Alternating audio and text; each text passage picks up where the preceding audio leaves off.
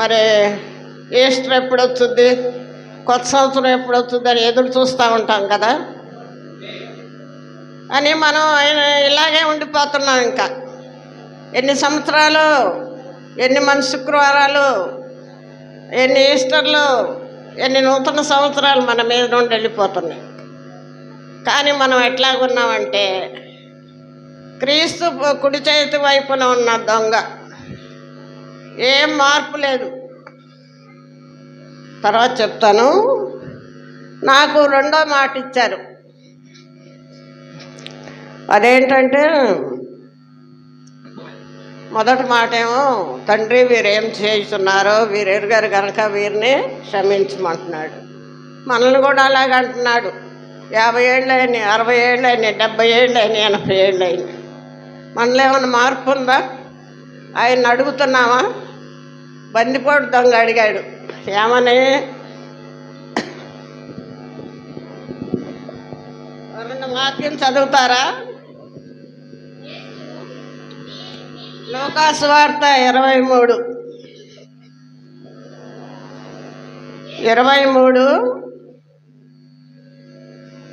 43 నేడు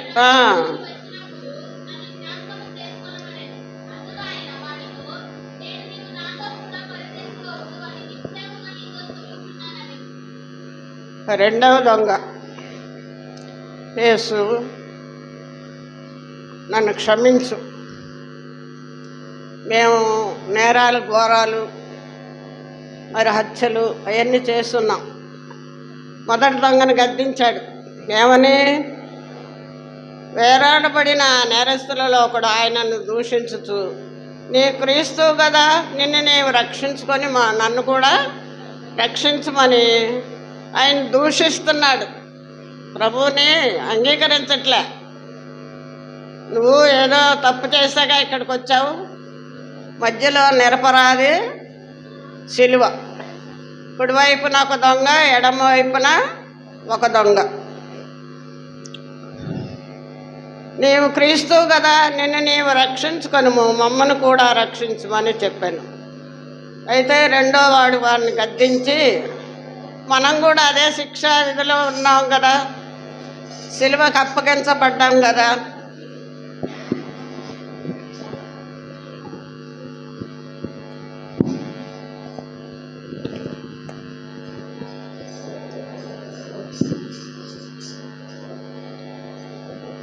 నీవు అదే శిక్షా విధిలో ఉన్నావు కనుక దేవునికి భయపడవా? అన్ని తప్పులు చేశాం మనం, మనుషులను చంపాము, దోపిడీలు చేసాము, అన్నీ చేసావు, నీకు మనసాక్షి లేదా? ఆయన ప్రభువుని నిందిస్తున్నావేంటి? ఆయన నిరపరాధి, రక్షకుడు అని ఒప్పుకున్నాడు. రెండవ దొంగ తన పాపములు ఒప్పుకున్నాడు, రక్షణ పొందాడు. మరి మొదటి దొంగను గద్దిస్తున్నాడు. నీవు అదే శిక్షా విధిలో ఉన్నావు కనుక దేవుని భయపడవా? మనమైతే ఇది న్యాయమే మనకి. ఆయన ఏ తప్పిదము చేయలేదు, నిరపరాధి. యేసు, నీవు నీ రాజ్యంలోనికి వచ్చినప్పుడు నన్ను జ్ఞాపకం చేసుకోమనను. మనం ఎవరికన్నా అడుగుతున్నాం మరి ప్రభువుని. మరి ఆదివారం చర్చికి వస్తాం, శుక్రవారం ఉపవాస ప్రార్థనలకు వస్తున్నాం. మరి మనం కూడా, అంటే నేను కూడా, అంతవరకు మనలో మారు మనసు వచ్చిందా? మన దేవుని అడుగుతున్నామా? మరి బందిపోటు దొంగ అడిగాడు, ప్రభా నీ రాజ్యంలో నన్ను జ్ఞాపకం చేసుకో, నా బిడ్డలను జ్ఞాపకం చేసుకో, నన్ను జ్ఞాపకం చేసుకో అని మనం ఎప్పుడన్నా అడుగుతున్నామా? ఏదో పాటలు పాడుతున్నాము, పాస్టర్ గారు వాక్యం వింటున్నాం, వెళ్ళిపోతున్నాం. యేసు నీ రాజ్యంలోనికి వచ్చినప్పుడు నన్ను జ్ఞాపకం చేసుకొని మరిను. అందుకు ఆయన వారితో, నేడు నీవు కూడా నాతో కూడా పరదేశంలో ఉండు, నీవు కూడా నాతో కూడా, నేను వెళ్ళేటప్పుడు నిన్ను కూడా తీసుకెళ్తాను. మరి మొదటి దొంగ దేవుని దూషించాడు, మన దేవుని ఎగతాళి చేశాడు. నువ్వు నిజంగా దేవుని కుమారుడు కదా, నిన్ను నీవు రక్షించుకొని మమ్మల్ని కూడా రక్షించయ్యా అని వేడుకుంటున్నాడు, దూషిస్తున్నాడు. మనం కూడా ఆయన అప్పుడప్పుడు దూషిస్తాం. మన కష్టాలు వచ్చినప్పుడు, మనకి ఇంట్లో కార్యాలు జరగనప్పుడు, ఏం దేవుడు ఎంతకాలం చూడాలి అని అనుకుంటావా లేదా? ఉద్యోగం రాలేదు, ఈ అమ్మాయి పెళ్ళి కాలేదు, ఏం చేయాలి, ఎప్పుడు కరుణిస్తాడో దేవుడు అని అనుకుంటావా లేదా? కనుక అప్పుడు యేసు, నీవు నీ రాజ్యంలోనికి వచ్చినప్పుడు నన్ను జ్ఞాపకం చేసుకోమనను. అందుకు ఆయన వారితో, నేడు నీవు నాతో కూడా పరదేశంలో ఉన్నవని నిశ్చయముగా నీతో చెప్పుతున్నానను. కనుక ఇద్దరు దొంగల్లో ఎవరికి పరలోక రాజ్యం వచ్చి ఇచ్చాడు ప్రభు? రెండో దొంగ. మొదటి దొంగ కుడి చేతి వైపున్న దొంగ దేవుని దూషించాడు, అతన్ని చేర్చుకోలే ప్రభు. రెండో దొంగ క్షమాపణ వేడాడు, అయ్యా నీ రాజ్యంలో నన్ను ఎన్ని తప్పిదాలు చేసినా క్షమించి నన్ను చేర్చుకోమన్నాడు. అందుకనే మనం కూడా ఇప్పటికి కూడా ప్రభు ఏమంటున్నాడు, వీరేం చేస్తున్నారో వీరు ఎరుగరు కనుక వెళ్ళి, మన ఎన్ని తప్పిదాలు చేసినా, ప్రభు నడకపోయినా, ఆజ్ఞలు కనుక్కోపోయినా, మరి ఆయన చిత్త ప్రకారం చేయకపోయినా, తండ్రి చిత్త ప్రకారం జరిగించకపోయినా, ప్రభు ఏమంటున్నాడు, వీరేం చేస్తున్నారో వీరు ఎరుగరు కనుక వీరిని క్షమించమని వేడుకొంటున్నాడు. ఎంత పాపినైనాను యేసు చేర్చుకొనును, కంచు కీర్తించేదాము. ఘోర పాపినైనాను యేసు చేర్చుకొనును. హల్లెలూయా హల్లెలూయా హల్లెలూయా హల్లెలూయా. ఎంత పాపినైనాను యేసు చేర్చుకొనును.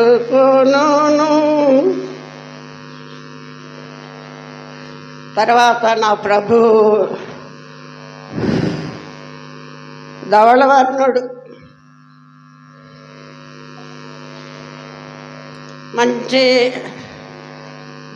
స్వరూపం కలవాడు. అటువంటి ప్రభువు రత్నవర్ణుడు, ధవళవర్ణుడు అని వర్ణిస్తారు మన బైబిల్లో. అటువంటి ప్రభువు ఈరోజు ఏమయ్యాడు చూద్దాం. అందరూ యెషయా గ్రంథం తీయండి, 53. యెషయా గ్రంథం 53. పిల్లలు, సండే స్కూల్ పిల్లలు కానీ, స్త్రీల సమాజం వారు కానీ ఎవరన్నా చదవండి. అతనికి స్వరూపమైనను సొగసైనను లేదు. ఇప్పుడు సెలవు వేసిన తర్వాత అసలు ఆయన్ని గుర్తుపట్టేటట్లుగా, యేసు అన్నట్లుగా కనపట్టలేదు. పంచగాయములు పొంది రక్తం కారుతుంది.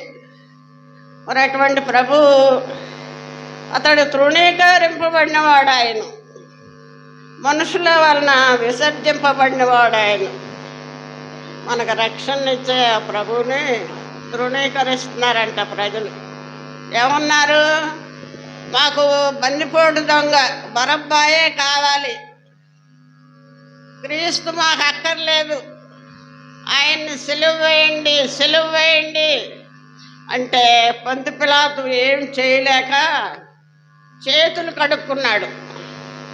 అన్న, కయప, హేరోదు, ఈ రోమన్ చక్రవర్తులందరూ ఆయన్ని ఏం చేయలేక, ఇతను ఏంది ఏ దోషం నాకు కనపడలేదు అని చేతులు కడుక్కుంటే ప్రజల్ని కంట్రోల్ చేయలేక కేకలేస్తున్నారు.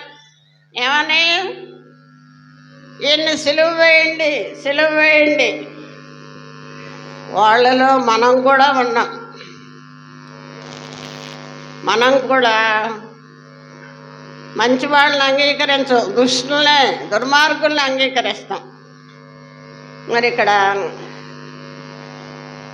చూడండి, నిశ్చయముగా అతడు మన రోగములను భరించెను, మన వ్యసనములను వహించెను.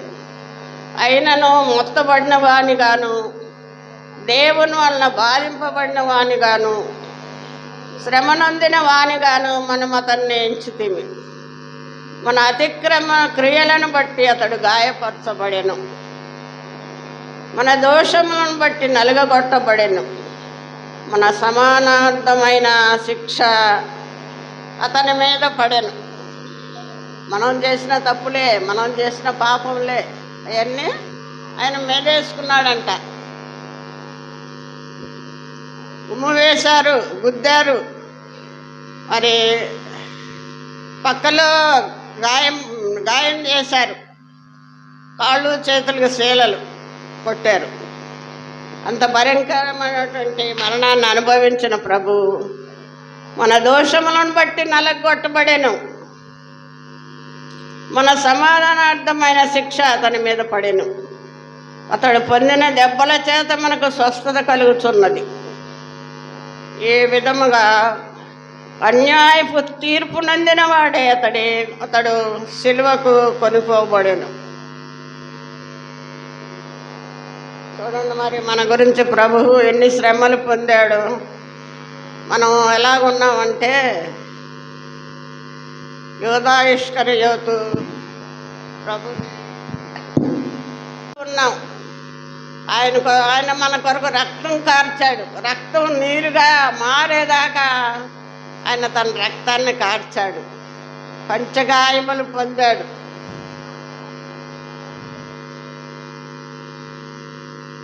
స్వరూపమైనను రూపమైనను లేకుండా మనం అంటాం అప్పుడప్పుడు, ఏంటో మట్టున్నాడు, అసలు గుర్తుపట్టలేకుండా ఉన్నాడు అని అంటావా లేదా?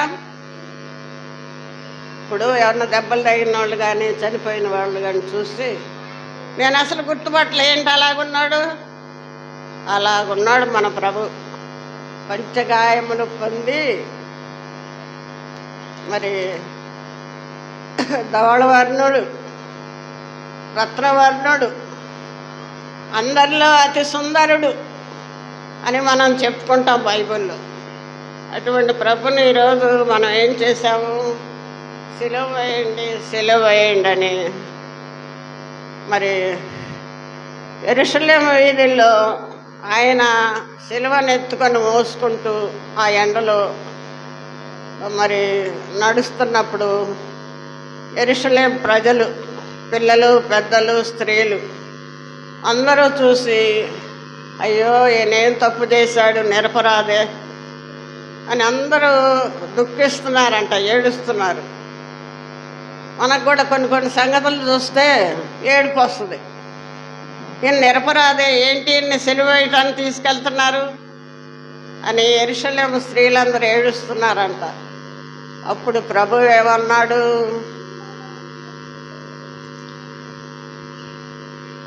మీరు నా కొరకు ఏడవకండి, మీరు గురించి, మీ పిల్లల గురించి ఏడవండి. అవునా? మన పిల్లలు ఎలాగున్నారు? మనం చెప్పిన మాట వింటున్నారా? దేవుని భయభక్తులు ఉన్నాయా? భర్తలు మాట వింటున్నారా? భార్యలు మాట వింటున్నారా? కుటుంబంలో ఎలాగుంది? మన దేవుని ఆశీర్వాదాలు ఎలాగొస్తాయి? ఆయన అభిషేకాలు ఎలాగొస్తాయి? ఆయన అడగాలి. బందిపోటు దొంగ అడిగాడు కదా, అయ్యా నీ రాజ్యంలో నన్ను జ్ఞాపకం చేసుకో అని మనం అడుగుతున్నామా? ఏదో ప్రార్థనకు వస్తున్నాం, పోతున్నాం, పాటలు పాడుతున్నాం. ఇప్పటికైనా మనం మన జీవితంలో, మన శేష జీవితంలో ఆయన్ని ఆరాధిస్తూ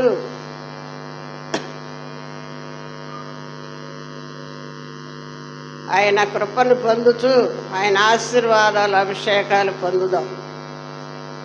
మరి ఇవాళ రేపు ప్రభు సమాధిలో ఉంటాడు. తర్వాత పునరుద్ధాన దినము, ప్రభు 3వ దినము లేస్తానని చెప్పాడు కదా. మరి లాజరు చనిపోయి 4 రోజులైంది. అయినా మరియా, మార్తలు ఎంతగానో దుఃఖిస్తున్నారు. అయ్యో ప్రభు ఇక్కడ ఉన్నట్టయితే ప్రభు ఇక్కడ ఉన్నట్లయితే నా సహోదరుడు మరణించుండేవాడు కాదు అని అంటే, తర్వాత గ్రామానికి ప్రభు వచ్చాడు, లాజర్ను లేపాడు. లాజర్ చనిపోయినప్పుడు ప్రభువు కూడా కన్నీరు పెట్టుకున్నాడంట, దుఃఖపడ్డాడు. కనుక మరియ మార్తలకు ఏమని చెప్పాడు? మీరు నమ్మితే దేవుని మహిమ చూస్తారు. అప్పుడు దాకా దుఃఖపడ్డారు. అయ్యో నా సహోదరుడు మరణించాడు, ప్రభువు ఇక్కడ లేడు ఎలాగా అని చాలా దుఃఖపడ్డారు. కానీ ప్రభు వచ్చాడు. అవును ప్రభా, పునరుద్ధానంలో లెగుస్తాడు, నీ రాకడప్పుడు లేపుతావని నమ్మకం ఉంది మాకు ఆయన అంది మరియ. కానీ నీవు నమ్మితే దేవుని మహిమ రక్షకునిగా అంగీకరించి దొంగ వలె మారు మనసు పొంది ఇప్పటికైనా అయ్యా నీ రాజ్యంలో నన్ను నా కుటుంబాన్ని చేర్చుకో, మా సమస్త పాపములు దయతో మన్నించు, నా చిత్త ప్రకారం నా తండ్రి చిత్త ప్రకారం జరిగించువాడే పరలోకమునకు వారసుడు అని ప్రభువు చెప్తున్నాడు.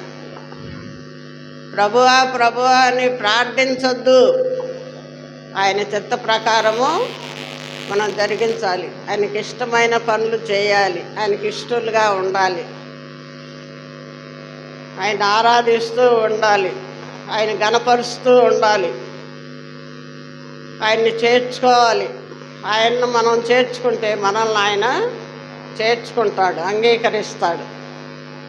మరి ఈ సమయంలో మనమందరం ఈ 2 రోజులు మరి ప్రార్థనలో పాల్గొని ఆశీర్వాదాలు పొందుదాము.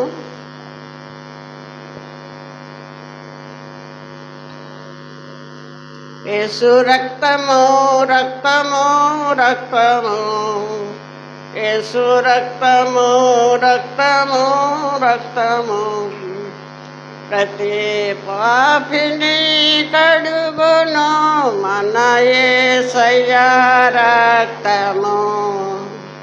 యేసు రక్తము రక్తము రక్తము.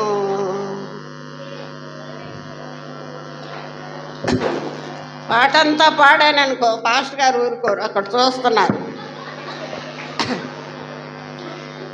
యేసు రక్తము రక్తము రక్తము, అమూల్యమైన రక్తము, నిష్కలంకమైన